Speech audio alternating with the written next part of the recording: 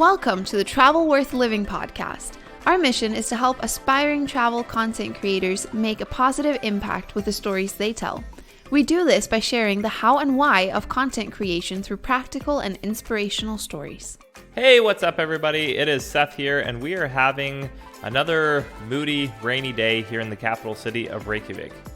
On this week's podcast episode, we dive into sort of both the how and the why of travel content creation with Lindsey Tague. After becoming dissatisfied with her life in the US, she decided to take a leap of faith with her online business and travel full-time as a digital nomad. During our conversation, we discussed the fears she had while doing that, and the checklist she used to figure out how to embark on this new travel journey. She focuses on helping people and companies build strong brands, and in this episode, she shares 3 important questions to ask while building your brand, which is absolutely necessary if you're a travel content creator who makes money off the content you create. Lindsey also talks about balancing technology while living as a digital nomad. Being aware of that aspect of your life, which could easily control you, is essential to maintaining the freedom you're pursuing. Thanks again for being a part of the Travel Worth Living community. If you haven't already, subscribe to this podcast and come hang out with us on social media. We always enjoy hearing feedback from our listeners. And now, here is my conversation with Lindsey Tague.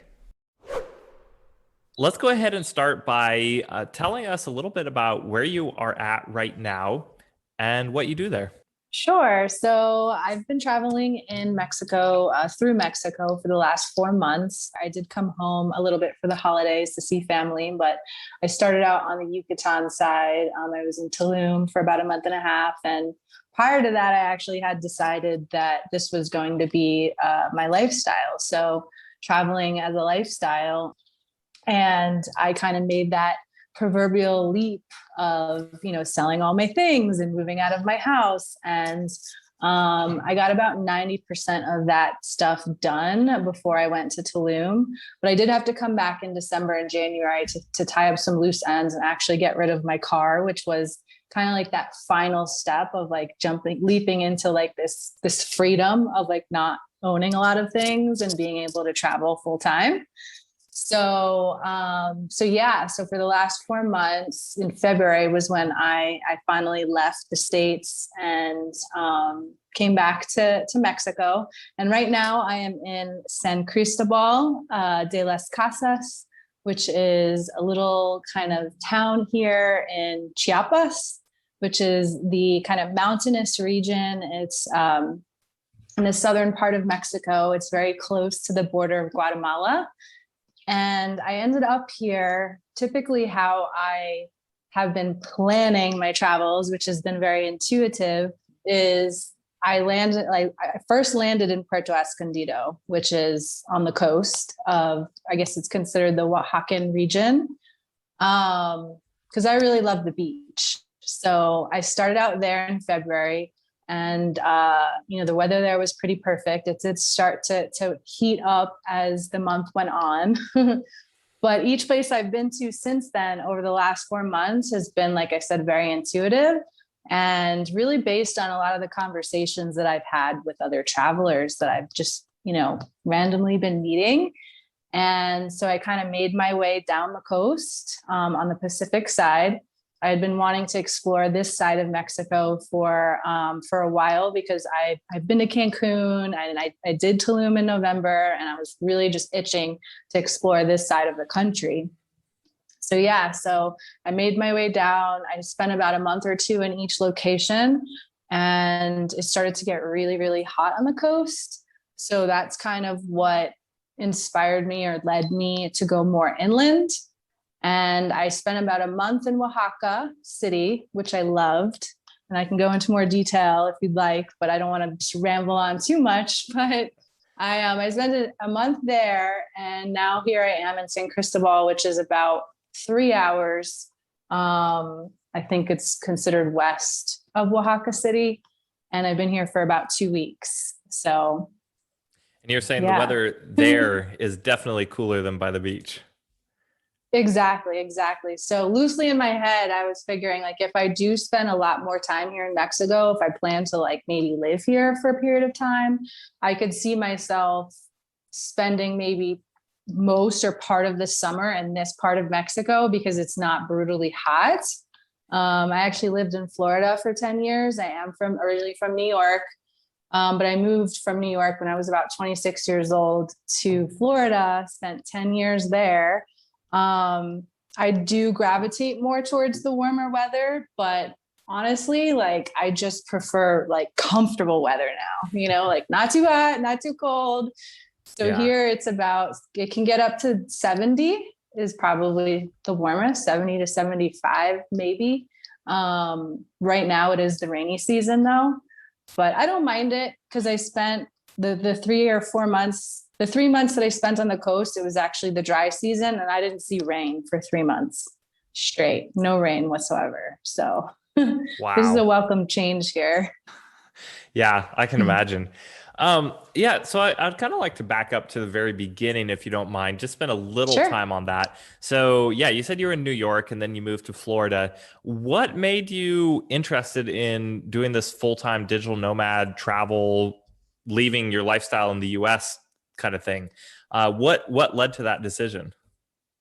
So it was something that was floating around in the back of my mind for many years. After about 5 years of living in Florida, like I had already subconsciously made the decision that I wanted to leave. But, I, like many people, allowed fear to kind of creep in and take hold. And I was like, well, I have a home here. I have a car here. I actually had gotten a dog at one point who ended up passing away early last year. But at the time I had a dog who was actually a little bit older and kind of sick. So I was like, oh, I can't travel with my dog.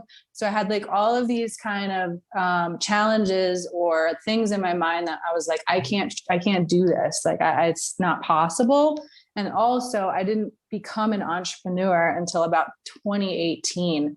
But when I finally made that leap, that decision in my mind, I was like, okay, this is the first step to eventually, making my dreams come true. I hate to sound cliche, but I knew that was one of the steps that I needed to take so that I could be, and this was, like I said, 2018. So that's like 4-ish years ago. So 3 to 4 years ago. And at the time, people were working remote, but nowhere near as common as it is now.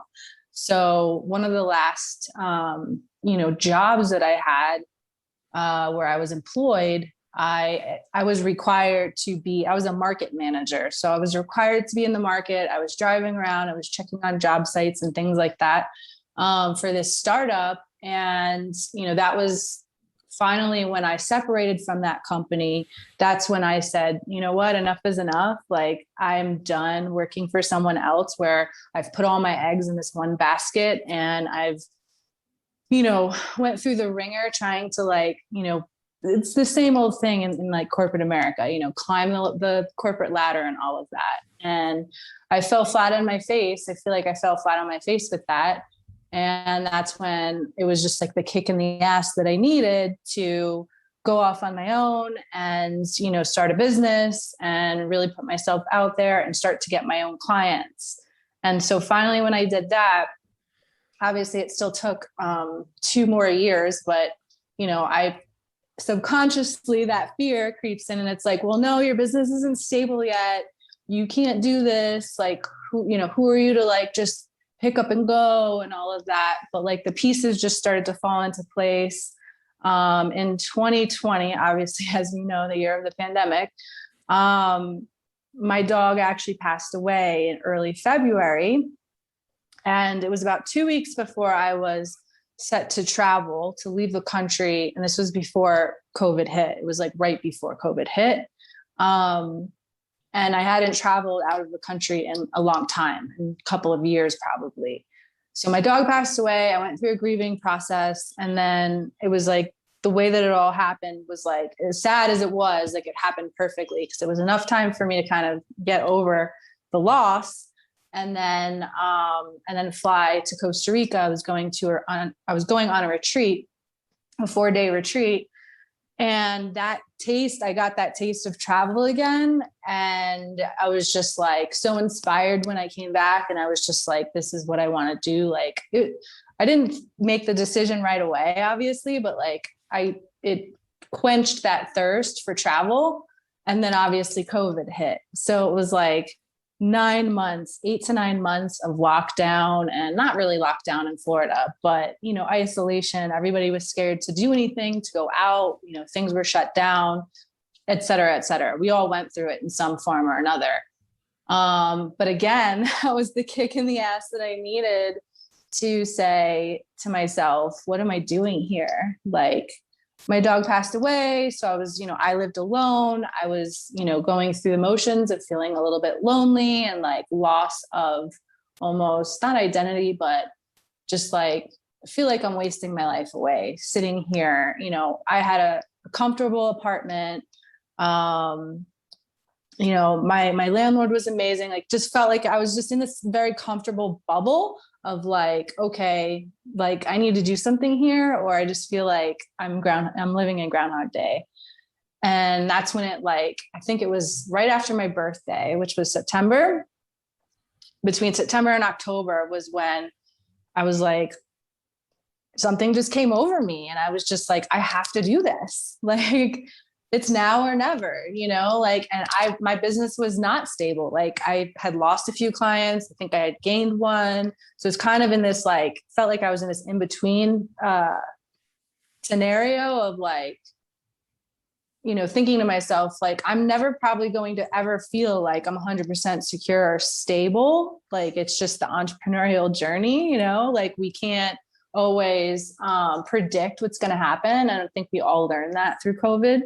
So I just did it. And, I just said to myself, I'm doing this. And, all the things that had piled up in my mind that I thought were going to be challenging or tough or, going to prevent me from actually doing this, it all ended up working out. And my car was actually the one thing that I was stressed about because I was on this finance situation, but it ended up, I won't go into too much detail on that, but it ended up all working out better than I imagined. Like, the amount of money that I owed, I ended up being able to negotiate it down.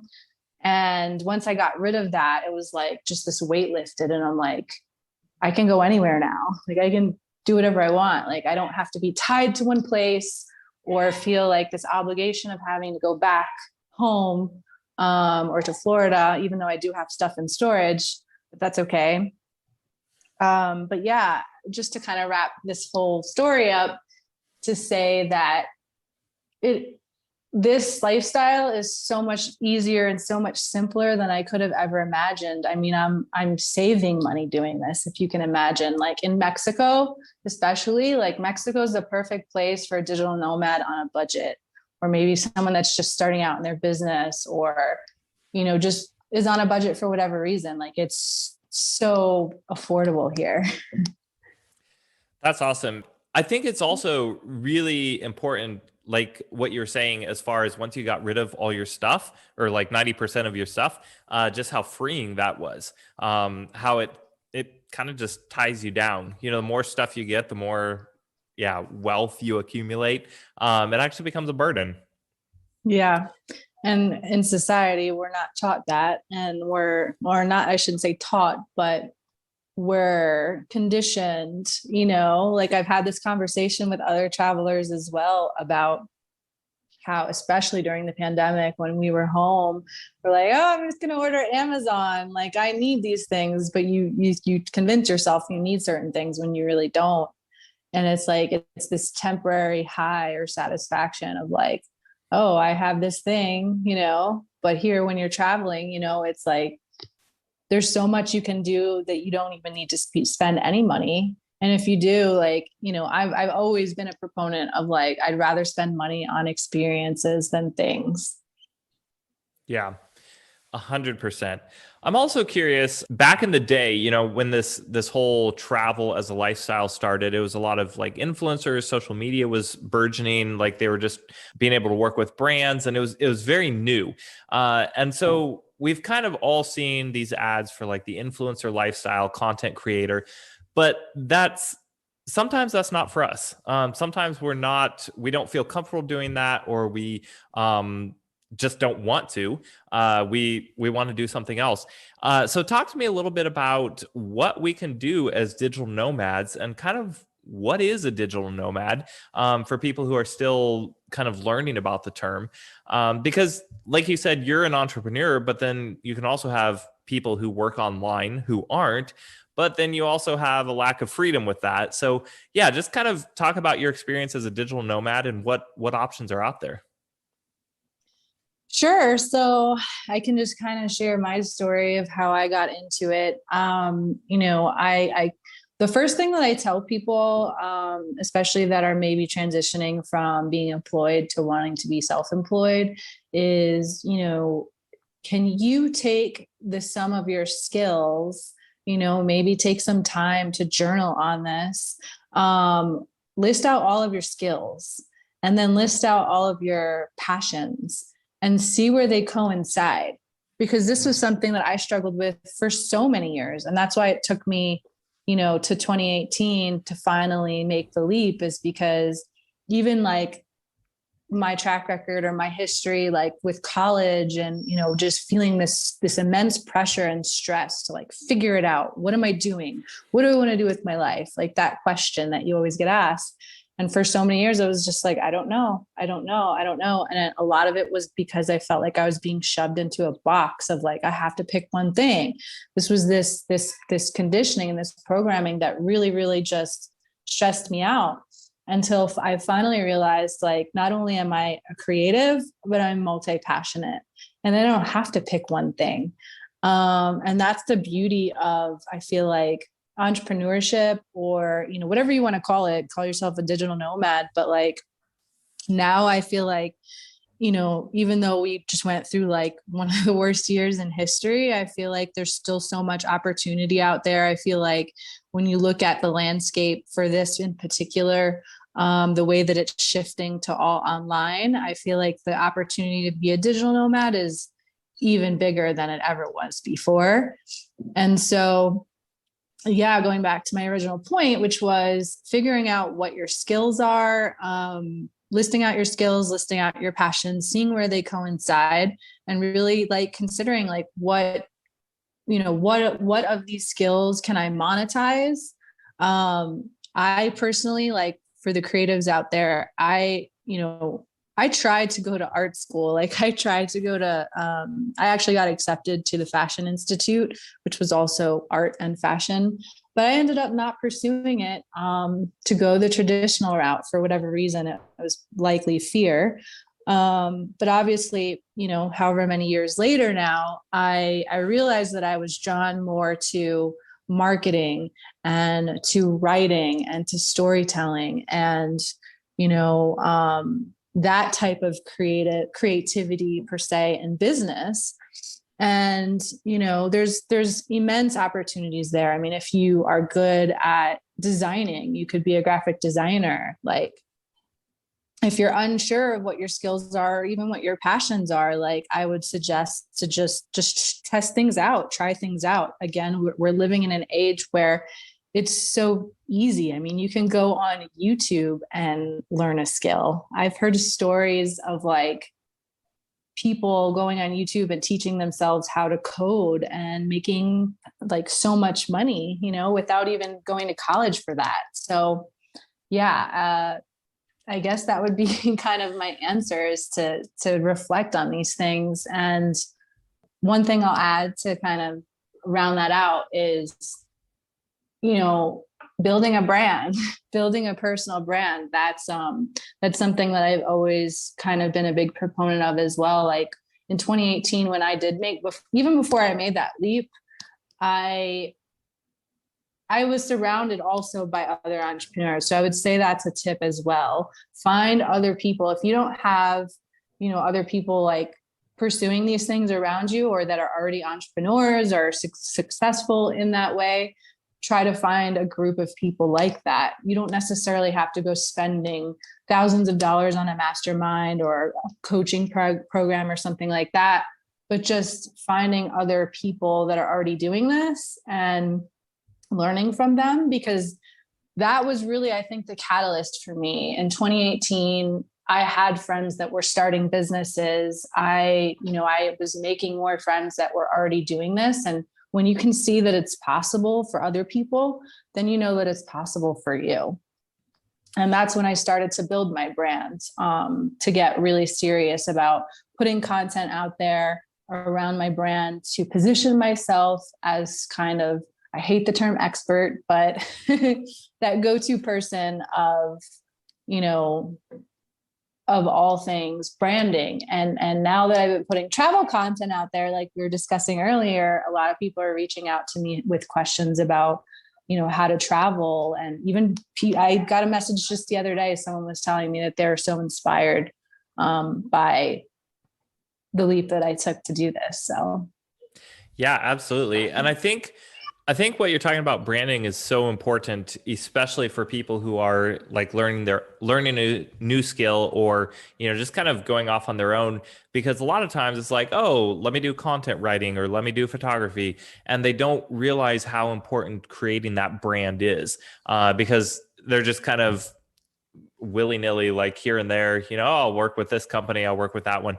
But branding is so important. And I like, you've come up with like 3 to 4 questions. So for somebody who is wanting to do something in a niche, however you say it, what are some questions that they can ask themselves to kind of create that brand? Sure.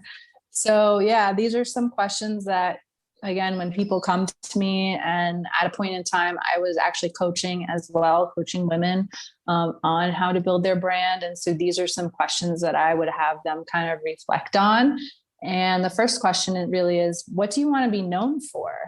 You know, because when it comes to branding, another thing that I like to point out too is that, you know, people Google you, people will, you know, like scour through your social media pages. And if you don't have anything on there that's of value, it's not to say that everything you post has to be of value, but if someone goes scrolling through your page, can they pick up on, you know, is your bio completely filled out? Can they pick up on what it is that you do in the first 10 to 20 seconds? Because if they can't, then they're just going to keep on scrolling by, you know? So you want to make it easy for you to be found online. If someone goes to Google your name, like I Google my name every couple of months just to see, like, just to make sure what's floating around out there is on point. So once you've decided what you want to be known for, like for instance, you know, I've built my brand around branding, brand building, brand strategy, storytelling. And now that I'm traveling, you know, I've slowly but surely been putting content out there, just sharing. It doesn't even necessarily, like I said, have to always be of value, like teaching people, but just sharing your story, sharing your journey. And that actually bleeds into the third question that I would ask, which is, what stories can I tell? And it doesn't just have to be your own personal story, but like I said, sharing your journey, sharing also your trials and your triumphs. A huge thing in the entrepreneurial space right now is about, oh, everyone's just sharing a highlight reel. Like, no, you don't have to just do that. Like I fell into that for a long time. I was like, well, I'm not going to share the bad things, or I'm not going to share, you know, the things that I'm going through or struggling with. And so at a point in time, I actually started to do that. I started to vulnerably share things. And to me, it was actually cathartic because I was like expressing myself. I used it as like this opportunity to express myself. And it brings the human element to your brand. People want to know like the human behind the brand. That's why personal branding to me is more important than, or just as important as if you have a business brand. And I did skip over the second question, which is, you do want to know who you're speaking to, because that's another another thing that people can fall victim to when they're first starting out, is they feel like they're speaking to a wide audience. I know for me, like when I first transitioned from, this is just my regular social media account, to now this is like a business brand or entrepreneurial, like personal brand, I still had a lot of followers that were like high school friends or people from my past that likely will never be a client of mine. And so I had it in my head that like, oh, my potential clients are not following me. These are all my friends and like family members and things like that. So I felt like I allowed that to affect how I was putting myself out there. And I quickly learned, or probably slowly learned, that, you know, even if your potential clients are not watching your stories or reading your content or liking your posts, you still want to speak to that person, because that's how you attract them into your community and get them to start following you. So you want to know who it is that you're speaking to, even if they're not in your audience yet. And you want to know what problem you're solving for them, or what value you provide to them. And there could be more than one. You know, you could solve multiple problems, but you want to make sure that you're staying on point with at least 1 to 2 or 3 of those problems that you solve, so that they can start to look to you as the solution, as the person that they can go to. And if not them, then maybe someone they know, you know, they can refer them to you. And over time, being consistent with that, it's important to remember that it's not going to happen overnight. The small steps every day are eventually going to lead you to be recognized as the brand or the person that is that solution. So, yeah, I think that is, that's absolutely incredible. So 1, what do I want to be known for? 2, who am I speaking to and what problem do I solve? And 3, what stories can I tell? How can I bring the triumphs and trials, the raw authenticity to your brand? Absolutely love those. And I think it was funny because while you were talking, I was thinking of something else. I feel like it's so hard with social media because the algorithm, you kind of have to play the algorithm as well when you're growing your social media brand. And so a lot of times, you know, that kind of pushes you to do the highlight reel. Or to keep, you know, your feed exactly like all the same tones. And it really kind of, I don't know. I'm not exactly sure where I'm at with that, but sometimes like I fight against the algorithm, and sometimes I'm like, well, this is what you have to do to grow. But I think another way to really grow your social media, and I say social media because that's how a lot of times your audience finds you, your target audience. That's how brands find you. That's how people find you to work with you. But the other thing is, you know, just keeping up to date on new trends, you know, like when Instagram Reels came out. So yeah, there's this, you know, you don't want to lose your authenticity in order to grow your social media, but at the same time, growing your social media is an integral part of growing your brand. So yeah, balancing that is important. yeah, for sure. And also just knowing that like, you don't have to do it all. You don't have to be online 24/7. Like, I'm a huge advocate of taking breaks. Like I've been on social media personally, you know, since 2004, 2005. And I was working in social media like before, or when I first started my business, that's actually what I was doing. I was managing social media accounts and growing social media accounts for other brands. And even though like I said, like through the pandemic, I hit some road bumps and lost some clients, and they were mostly in that area. And I was actually, you know, it obviously hurt me financially, but I knew that it was all happening for a reason, because it was something that I did want to let go of. And I am moving more into the space of content writing, you know, blog writing, content writing, storytelling. And I still, you know, am open to helping, you know, people or brands with their strategy, with their brand strategy, things like that. I'm really like, I feel like one of my strongest skills is just creative ideas. Like if someone comes to me and they're like, how should I grow my brand? Or, you know, whatever questions they have, I can usually like right off the bat, like give them 3 to 4, you know, things to do. So yeah, I don't know where I was going with that. Well, I think it's interesting that you're talking about this because your brand is also shifting. As we're having this conversation, you're kind of shifting your brand into a new space, and that's okay. You know, we all change. Pivoting, exactly. 2020 was like the year of pivoting for even big companies. Yeah. But I think, you know, always allowing ourselves to have that freedom, because another thing that we tend to fall into is just, this is what I'm doing. I'm going to duke it out, like just keep hounding, or grinding, getting into the grind. And then you're no better off than being a slave to the corporate America. So yeah. Exactly. And I think that's where I was going with that initially. Now that I think about it, was I'm an advocate for breaks, for social media breaks, especially while I'm traveling, because I don't want to be glued to my phone. And, I do like to capture with my phone, like when I am out and like going on excursions and see, hiking and waterfalls and all this stuff. Like I will capture some things, but I'm not that person that's like, hey, I'm going live. I'm here at the waterfall or something, and obviously like there isn't good service in most parts of where I am anyway. But yeah, all that to say is like, when I first started out building my brand and putting myself out there, I was very much like looking to others to like, I need to be like them, or I need to do what they're doing. And again, that was me pushing myself in a box and molding myself to what other people are doing. And so it's very much a discovery and exploratory process for yourself to figure out what works for you, and to not feel like I need to be an overnight success, because there's no such thing. It really is about that incremental progress. And if you need to take a break, by all means, take a break, because the pandemic is really what put all of that into perspective for me. I mean, I felt like I lived on Zoom, not even just for work purposes, but to stay connected to friends. And like, we would all just jump on a Zoom call. And I just felt like my brain was melting by the end of 2020.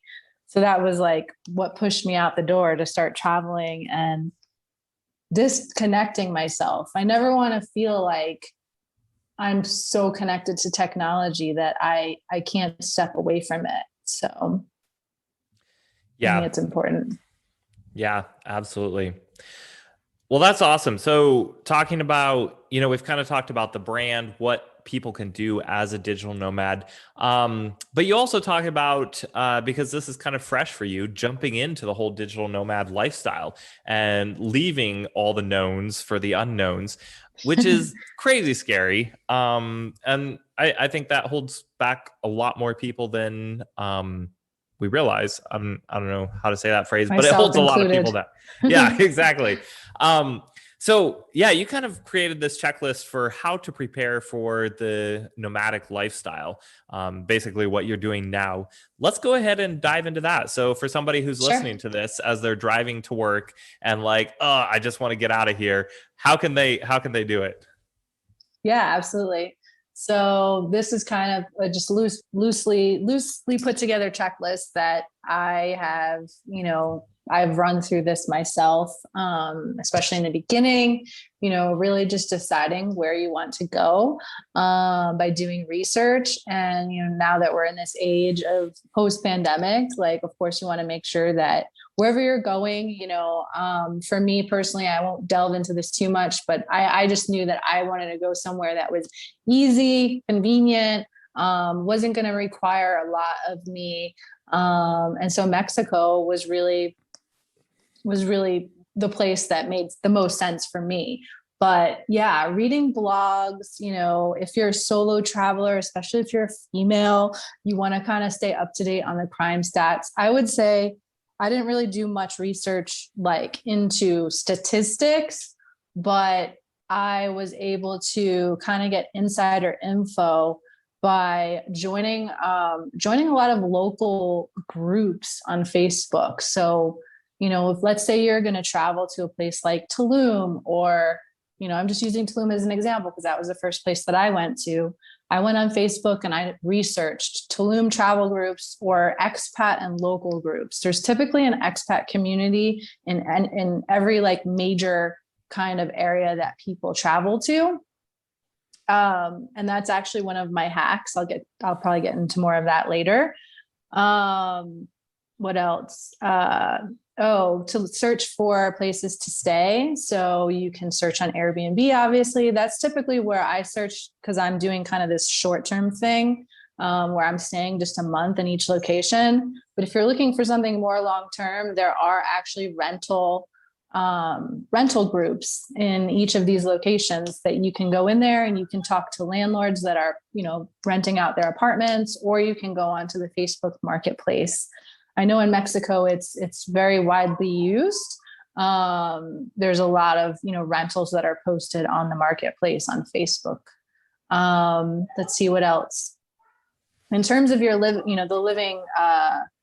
the living environment, like you want to take into consideration, like these are things I didn't think about, but like, especially in a country like Mexico, like peace and quiet is not easy to come by here. So obviously you can ask ahead of time, like if it's noisy, like they're probably not going to tell you if it is, but it is just something to keep in mind. Depending on like where it's located or things like that. Obviously safety, you want to make sure it's in a safe environment. So again, you can hop into these Facebook groups. You can directly ask, you can make a post saying, hi, is this area safe? And people will, will be honest with you. If you're on a budget, consider staying in a hostel. I actually stayed in hostels for the first 3 months of my travels, and I stayed in a private room. So I personally don't do dorms. And there are a lot of options out there depending on where you're going for, like I said, a private room. So the only thing that's really shared is the kitchen. And there's also co-living communities. So here in San Cristobal, I actually came across one. I'm obviously not staying there, but it's co-living, co-working. And this particular one, they actually don't let outsiders come and co-work there. So they all live together, and then they have a whole like community space to co-work as well. So I thought that was kind of interesting. Other things on the checklist, obviously, you'll want to put notice in to vacate your residence and give yourself enough time to, I gave myself 30 days because I'm the type of person, unfortunately, I am like last minute.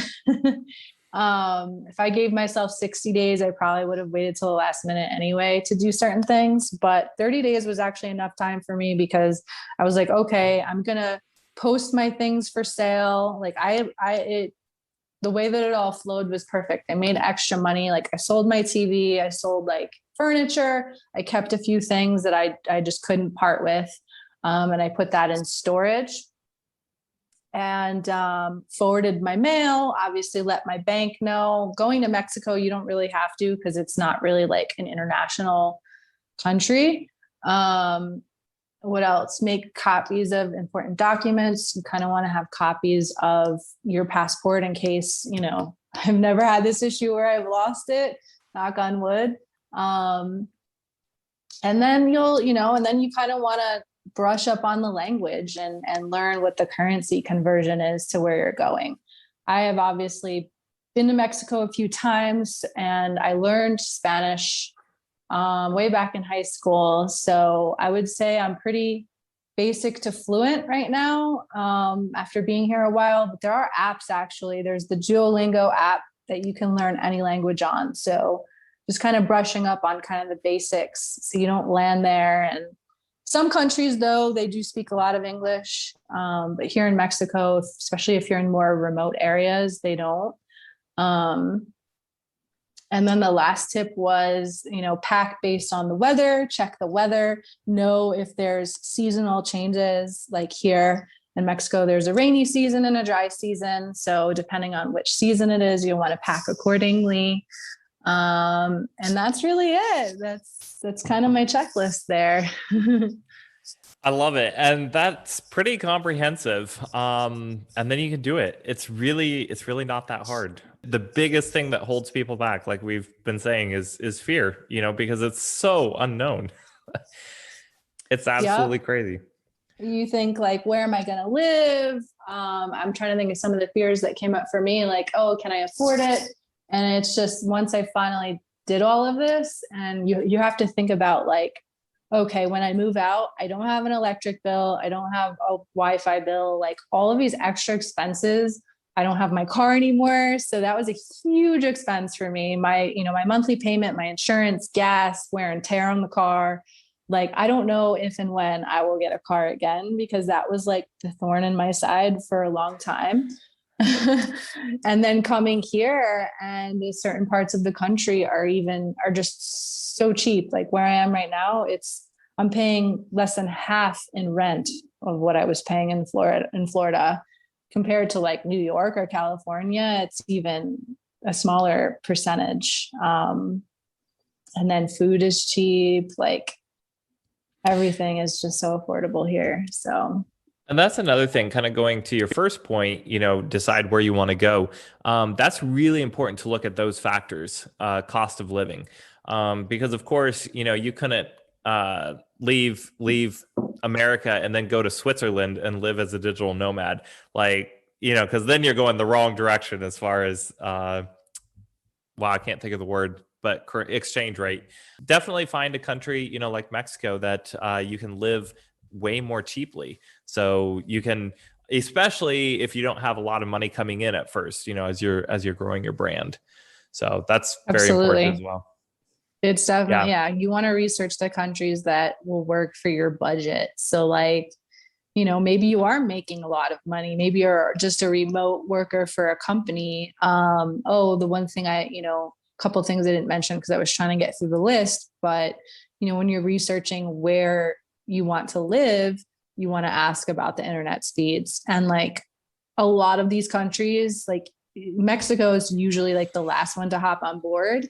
And even here, like, especially in Airbnb, they know how important Wi-Fi is. So I always typically will message the Airbnb host before I just go booking it. I'll read the reviews, obviously, but I will, message them and just say, hey, I see that you have Wi-Fi, but like, what's the speed? Like, is it stable? Is it good? What have past guests said about it? Like, you can message these hosts and ask them like all of these questions. If it's not clear in the description or on the reviews. And I like to get a feel for, are they a nice person? Are they a good landlord? If they're very receptive and responsive, because I haven't had too many issues, but, also sometimes the pictures can be deceiving. So if there's any doubt in your mind, like ask them first. And like certain places, it's just like a citywide issue, like Puerto Escondido. I personally didn't have a lot of issues in my hostel. They had like 3 different routers. But there were times where the entire city was down. Like nobody had access to any internet, because they don't have fiber there. It's like a huge thing going on. I don't really know what the issue is, but like only some of the higher end hotels. And like, if you're familiar with Selena, which is like a international hostel chain, they all have super fast fiber. So that's where a lot of digital nomads end up staying, because you actually can get like some kind of membership where you can stay at like all the different ones around the world. So actually, I hadn't heard of them. That's cool. Yeah, Selena hostels. But I personally don't have a desire or haven't really wanted to stay there, just because I'm an older digital nomad. I'm like a millennial. I call myself a senior millennial. I'm 37. So I personally don't like party hostels, and I like my peace and quiet. So it's a mixed bag. Like they are very nice, I've heard. I've had conversations with other travelers that are like, oh yeah, I love Selena. Sometimes they'll have music going to like midnight or 2 a.m. on the weekend. And I'm like, no, that doesn't work for me. I love that you bring that up, because I'm definitely more of that. Yeah, I'm not a partier. I'm not I don't consider myself in the young crowd. I'm almost 30. And that's okay. Like, because again, you see a lot of these young travel digital nomads, no kids. They're either single or, dating, maybe married. It's okay to have your own life. Like you can find your own life in the travel industry and create, like, why are you doing it? Again, that's kind of what you have to go back to, just on a personal level. Why do you want to do this? Because if it's just for a new experience or to, get out of the groove for a bit, go on a vacation, because it's a lifestyle. It takes a lot of commitment and it takes a lot of work, but the benefits are, you have freedom. You're able to work from anywhere. You can live wherever you want. And so you kind of go back to the basics. Are you doing it just for the party scene? Are you doing it for the community? And then kind of just mold your lifestyle to fit that. And that's okay because not everybody does the same things, that the generic cookie cutter travel influencer does. Exactly. And I do like to give myself at least 30 days in every location, because I feel like when I arrive somewhere, it does take me like about a week to I can acclimate, especially because I've been in this country for a while. Like I'm not like going to different countries with different languages every month. I'm staying in the country. I'm just hopping around to different parts of it. But there is an acclimation period, especially here. Like I went from being on the coast to now going up in elevation.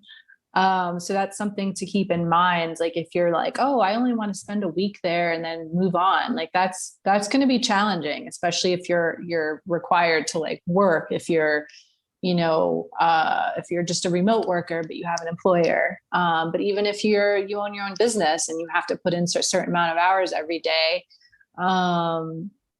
taking that into consideration, that once I'm here for a week, I feel like I'm acclimated, like I know where things are, I can get around. And also, you can have issues staying focused and adhering to whatever kind of schedule or routine that you have. I can sometimes allow myself to get very distracted with, I'm in a new place, I want to go explore, I don't want to work. So yeah, taking that into account, knowing that I'm in a place for 30 days allows me to relax and say, okay, I have a month. I don't have to explore everything in the first week. Give myself spread out over a 30-day period to say, okay, this weekend I'm going to go exploring. And then obviously during the week I'm putting in hours to work. And the next weekend I'll go explore this area, et cetera, et cetera. So yeah, because the reason I love traveling so much is I love adventure and I love exploring different areas, and I love being out in nature and hiking and, just seeing the world. So yeah, I love that. Well, as we wrap up, real quick, what is one of your favorite travel tips, tricks, hacks? We kind of talked about getting to know, joining Facebook groups and things in the locality. But what's another one? Just to get plugged into all of these different things that that overwhelm people, or maybe they feel lonely. They've been on the road for a while, traveling to different parts of the country, and they feel alone. I'm in these groups and I see people that are saying it's typically in the solo travel groups for women where they're like, I'm lonely. I haven't been able to meet people, this or that. And I'm like, I will comment on those posts and things and say, get plugged in. I'll just share a quick story. When I landed in Oaxaca, or before I landed in Oaxaca City, this was actually right before I committed to taking a 30-day break off social media. But before I did that, I was in the Oaxaca City expat group, and I happened to see a post fly by of this woman who actually runs she teaches digital nomads how to live the digital nomad life. And she had made a post in there saying, hey, I'm starting this WhatsApp group for people in this age range, which was my age range and up. If anyone wants to join, let me know. And I quickly hopped on there. I was like, hey, I'm getting off social media, but I would love to join your WhatsApp group. Can you plug me in? And she did. And she was already had kind of a digital nomad kind of community in Oaxaca City that I just plugged right into. And as soon as I arrived, I had friends already. It was it just so happened that all these people were super cool. We were all the same. We were all digital nomads. We were all looking and craving for that friendship and community while traveling. And I was there for 3 weeks actually. And for almost the entire time, I had friends to hang out with, people that were let's do happy hour. Let's go on a hike. Let's do this. Let's do that. And so to me, that was just very, very valuable, and, made my time there just that much more memorable and, I was just happier. I was grateful to be able to plug into that. So all that to say, like, do the research if that's what you're looking for. Sometimes I get into phases where I'm like, I don't want to be around people. Like, I want to do my own thing, but I'd still like to have that as an option to fall back on. So I did the same thing here in San Cristobal. I went into the group and said, hey, I'm here in San Cristobal for 30 days. If there's any other travelers that want to meet, let's do this. So I created my own WhatsApp group that has about 6 or 7 people in it. So that I have that as an option to plug into. And then I guess the only other tip that I had to share, which was, when you're searching for flights, search on Tuesdays, because I've had the experience, other people have told me this, to always look on Tuesday because flight prices actually drop. I wouldn't say across the board, but overall flights are cheaper, on Tuesdays. So Those are great tips. And yeah, connection, community, that's so important. And now it's time for travel trivia. Travel trivia coming your way. First, what's your favorite city that you've ever visited? it's so hard. People ask me that and I'm like, I've liked everywhere for different reasons. And obviously this answer will change over time, but yeah, what's your current? It's a totally unfair question, I know. It is, because, I'm such a beach person, but I had such a good experience in Oaxaca City. So I'm just going to say Oaxaca City. Nice. If you could live anywhere, or I should say, if you had to live anywhere in the world permanently, where would you want to live? I'm assuming it has a beach. Describe it. Yeah, I can describe it, but I can't necessarily say what city that is. But yes, somewhere near the coastline. That doesn't get too hot, but that's hard because if it's in Mexico, it definitely gets hot. But yeah, somewhere near the coastline, that has a relatively, young community of travelers that I can plug into. Yeah, I'm kind of simple. It doesn't have to have a lot, but yeah, some, markets nearby with fresh fruit and vegetables. That's something I love about Mexico too, is like the access to fresh food. Like, I don't have to even really go to the supermarket and just go to these markets. Yeah. Love it. What is the worst food you've ever tried? The worst? Yeah. I could say like the weirdest. Yeah. These usually come with a fun story, so that's why I ask it. Because I can't say, so grasshoppers is a huge thing in Oaxaca, but I can't say that I actually ate a physical grasshopper. What they do is they take insects and they grind them down into like a seasoned salt. And I've had cricket salt and I've had ant salt, and the ant salt was not very good. It tasted very strange.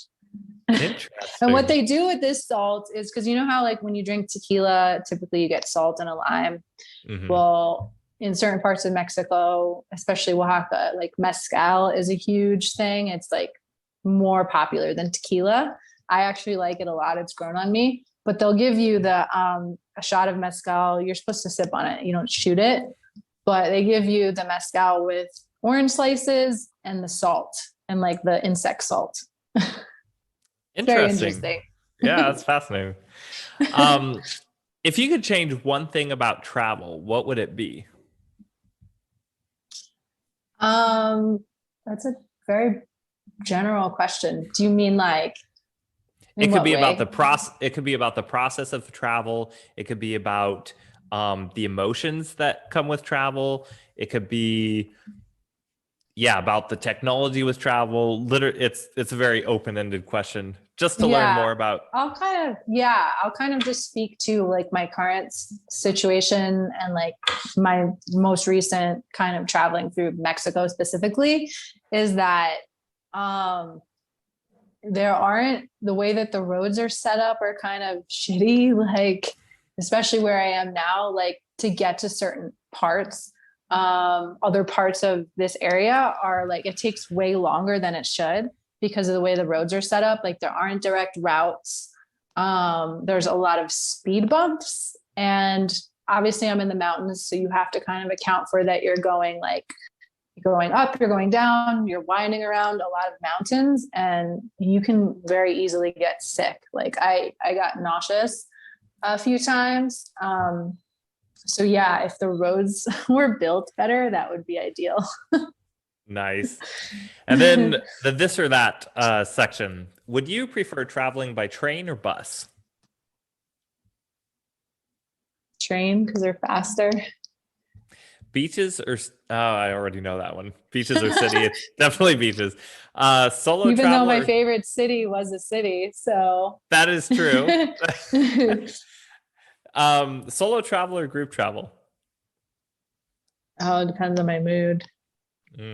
I would probably say overall group. I mean, I could always sneak away and hide. It would have to be the right group though. That is true. Group dynamics during travel are so important. Would you prefer deep ocean diving or mountain climbing? Again, it depends on my mood, but probably ocean. Do you prefer boats or airplanes?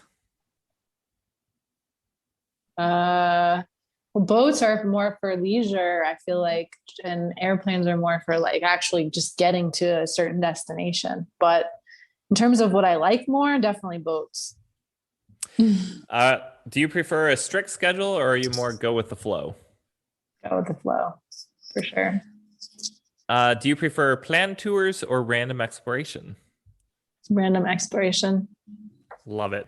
How can people contact you if they've listened to this and they want to get in touch with you about doing content writing for travel, or if you don't mind, if they have more questions about brand strategy and you still help them with that? Yeah. If people want to learn more about you and kind of follow along with your adventures, how can they contact you? I would say there's probably multiple options. You can follow me on Instagram, although like I said, right now I'm taking frequent breaks. But you can certainly follow me there, DM me there, and check out my website. I haven't updated it in a while, but my website and my email address, if you want to, I don't know if you have show notes or something, and you can kind of add that information there. But pretty much if you search my name, like I've been saying, this is kind of my general response when I do these interviews is I'm a personal brand. So by searching my name, you can pretty much find me on all platforms. You can find my website by searching my name. Like I'm pretty easy to find. Like I did that on purpose. I'll have all the deets in the show notes, as they say. Cool. And then last question, what makes travel worth it to you personally?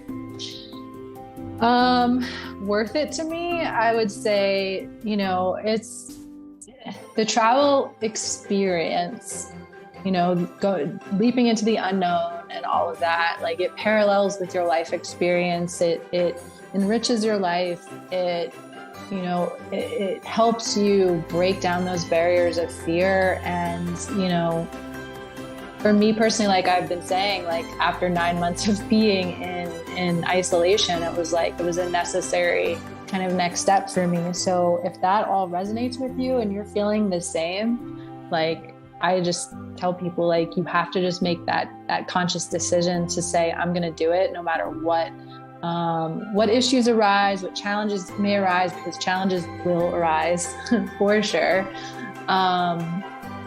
And just leaning on your deep desire to do this through those periods of uncertainty, of fear, of all of that. Like I say, all of those things don't compare to the experience that you're going to get from doing this, from traveling.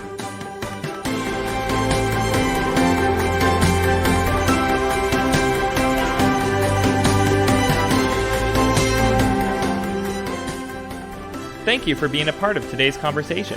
If you haven't already, subscribe to this podcast and come find us on social media at Travel Worth Living. This episode was edited and produced by Agnes Gretosdottir, with music by Vlad Glushenko. I'm your host, Seth Sutherland, and this is Travel Worth Living.